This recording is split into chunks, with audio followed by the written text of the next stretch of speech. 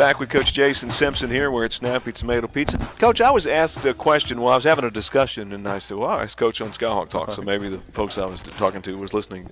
Talking about NFL, and there was some segment on TV about how hard it is to memorize an NFL playbook and what the quarterbacks have to go through. Talk about what you know, what an NFL playbook looks like, what a college playbook looks like, and what a high school playbook looks like, how that's different from the coaches, the quarterback, and the players at those three levels. You know, and I've had opportunity to go to 3 or 4 different NFL training camps, and, you know, there's no recruiting, there's no discipline, there's no academics, you know, so it's football, you know, all day long. And it looks kind of like a playbook will look kind of like a textbook. I mean, you know, now it can be anywhere. It can be.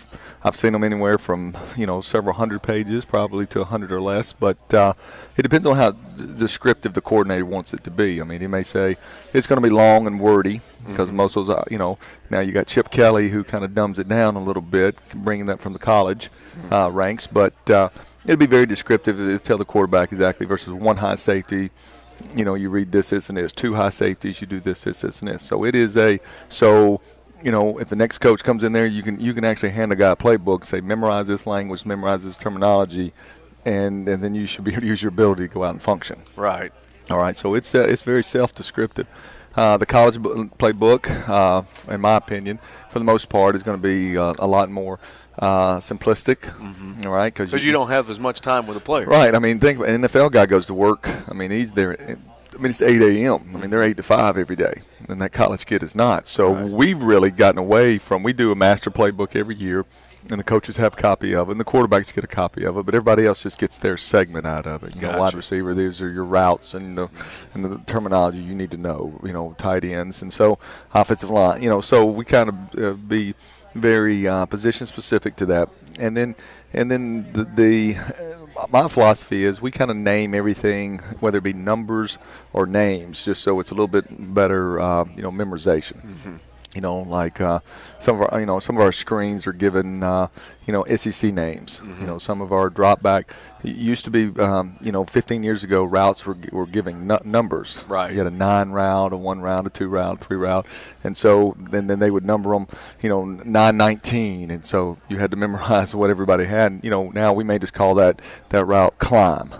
Okay, that, you know, so it's the whole concept. You memorize it, and you know what everybody does on that play, and then you just add the protections name to it to tell the offensive line what to do.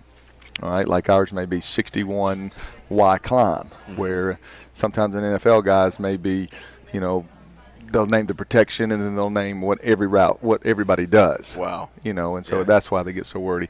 And then I would imagine a high school probably goes a little bit less than that, just with the, you know, the coaches are teaching class. Not that they don't know it. All right, but you know, they probably got a 30-minute meeting or 20-minute meeting before they go to their practice. So, but it is. I mean, I've got them in my office from Dallas Cowboys to Atlanta Falcons to, you know, from Ole Miss down to, you know, other places, and so it's neat to see how everybody you know, puts it together and the success or not success that they have. Right. Even though their playbook is detailed out of this world, and then you see the guys like Mike Leach and some other guys that put up crazy numbers where they're looking at their plays on a napkin. You know, and their philosophy is, hey, you know, kids are, you know, they're not going to study this playbook anyway, but they're going to memorize in the meetings and know what to do because the ball's coming to them. And so, you know, we're going to have 10 concepts, and it's on the back of a cocktail napkin. And there it is. And there it is. And I guess some coaches now utilize video with iPads, yes. maybe at the NFL level. Yeah, that's really neat. You saw the one of those Hard Knocks episode. I think it was even last year's Cincinnati Bengals. You know, they were given an iPad, and there's all your playbooks, you know, stuff on there. And I'm sure there's video that gets put on there, whether it be practice video or, you know, that's what's kind of neat is if you're calling a play of, you know, for us, you know, Rocket 132 or 132 Y climb is to have clips of that play, whether it be run in practice or a game from the year before, and now you're able to visualize what it looks like instead of just seeing lines drawn on the tablet. I think the average person, thanks to video games, the Madden video game and the college game, understands it more now when they play the games because you can watch it in slow motion or see it. No, that's great. You know, you're exactly right. Now, you know, you see kids saying things, even my kids, you know, my little Graham's running around saying pick six. You know, how does he know? How did we get a pick six? So he's heard that on the How video old is games. he? Yeah, he's 5. Wow. And he's talking about pick sixes. So, and then I heard one the other day. He was talking about illegal touching. Because he had onside kicked in the game, and the official comes up and said, he touched it before he got to 10 yards, illegal touching.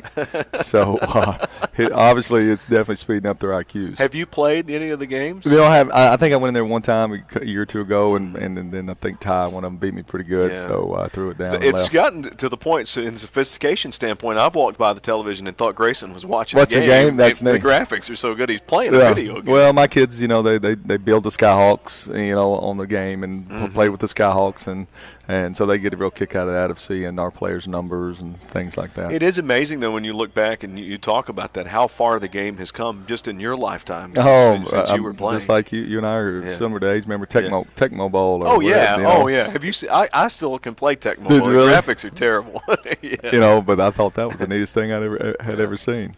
But I do think the players are more acclimated to what's going on now. Well, that's very interesting, Coach. And you have so much time that you have to try to get them to memorize, and it seems pretty obvious, but some people's memories are better than others. I mean, I'm sure that there are some players that struggle a little bit. You got guys like Jared Neal that writes down everything that you say, and then he goes back and looks at his notes and very sharp. And then there's other guy. I don't know if Derek Carr ever took a note when he played quarterback, but he had a great memory and could regurgitate things that I had said and could tell me what I had said from years past. So, obviously writing it down and seeing it on paper and stuff is just like any learning. But guys have the different ways, and like I said, you just don't have time enough because they'll come over.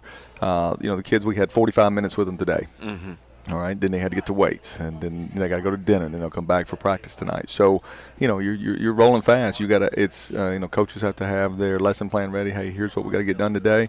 This is the video we got to watch. This is the installation, and this is the practice tape from the day before, and let's make corrections off of that. And I'm not defending the players, but not only are they having to memorize all of that, they're having to memorize what's on their chemistry test tomorrow or their history test tomorrow. Yeah, no question. And they're young and able to do that, hopefully, but there's a lot going on with them. No, there is, and you'd be surprised. I mean, and that's part of college athletics, and to where I'm going to knock on my door, and so and so's got a study session they got to get to. Well, you're not going to say no. I mean, if it can help a guy, so got to get to a study session. He's got to get to, we're traveling on, Friday, so he's got a makeup test that he's got to go do. And then there's, then there's just things in life that have to get done, whether it be bills got to get paid and tickets got to get paid, which I say, well, that's your problem. You should slow down. But it's growing up fast. I'm convinced that if you're a student athlete and you can juggle it all well, you're ready for life. Well, that's one of the things we talk about is that you'll have some kids that say, well, I want to go to med school, I want to be an engineering degree, which is awesome.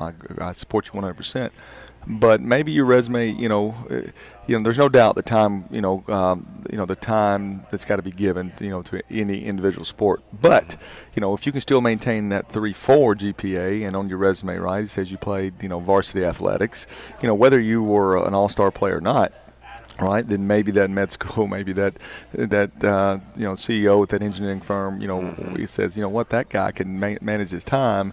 We want that guy or girl, and so that's what we preach. And then there's this other kind of intelligence, and you hear them talk about their baseball IQ or their football IQ, and maybe they're not as good in the classroom, but they just understand the game. They've got an instinct for it. And those are the guys that usually want to coach. Yeah. That want to draw up plays, that have different ideas, and you know who they are. I mean, guys that understand schemes and whether it's a 4-man front or 3 down, and say, well, you can't run that versus that front because you won't have enough for the backside backer, and because they can already, and usually those guys, believe it or not, are good in math. Even though they may not walk around with a math book, they understand structures and numbers and the count system in order to get a blitz picked up or a run blocked. When did you know that's kind of that's the part that you enjoyed or what you wanted to do? Good question. I think because your background was baseball primarily, right? Yeah. I mean, and actually, I think you and I talked about this before. I actually was gonna be a college baseball coach, and so when I was there at Southern Miss, and I remember your answer. It was too slow. It was too slow. I don't remember it being like this. And then every day we had to go out and rake the field and water the field.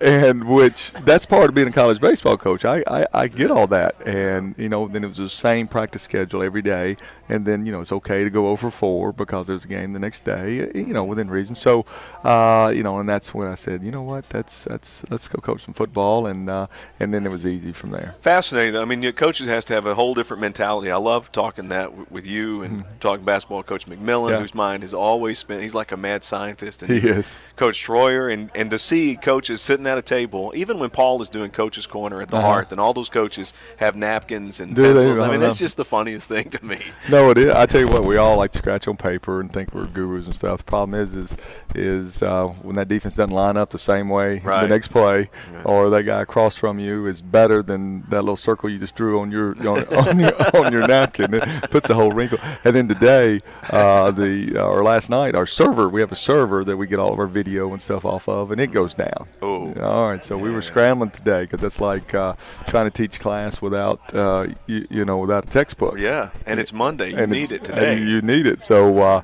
anyway, our guys did a great job and scrambled and pieced something back together. So at least we get back to work. Okay, we'll come back. We'll talk about Southeast Missouri and look back at the week in the OVC with Coach Jason Simpson on the Skyhawk Sports Network.